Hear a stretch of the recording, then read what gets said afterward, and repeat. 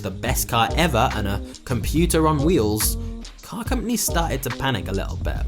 Elon proved that electric cars could be fun and luxurious, and he was actually making something hugely desirable, not just efficient.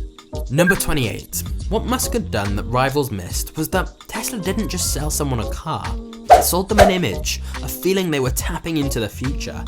But they also sold them a relationship, as they provided free charging points with the promise someone could travel the entirety of the USA with no cost. Number 29. Elon's brother was heavily involved in all of this too, and his cousins founded a company called Solar City, which Elon then helped with.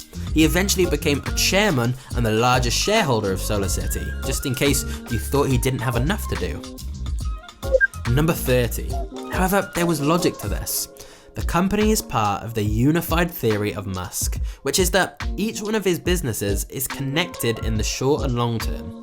They kind of work together, they're often intertwined in some way and can help each other out.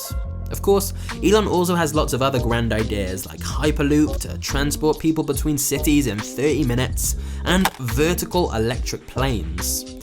In fact, since the biography about him has been written, Musk has already started developing several other things. He said, "I think this needs to be done, and I don't see anyone else doing it." That really is his approach to solving the world's biggest problems. If someone else isn't doing it, he's going to take it on himself.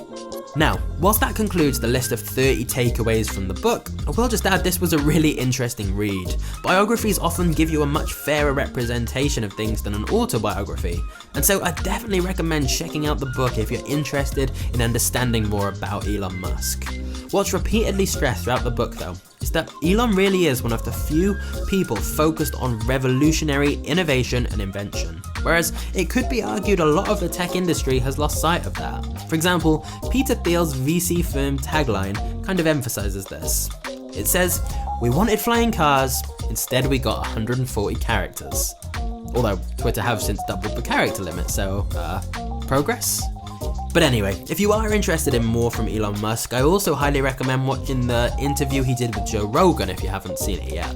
It really encapsulates what a strange but incredible guy he is and the way he just thinks so differently. Of course, the only thing the media picked up from that interview was the fact that he very briefly smoked weed, despite the fact there is literally hours and hours of really interesting and important topics. For example, the fact that Elon is kinda terrified of AI and thinks it poses a real threat to humanity. So it's definitely worth a watch.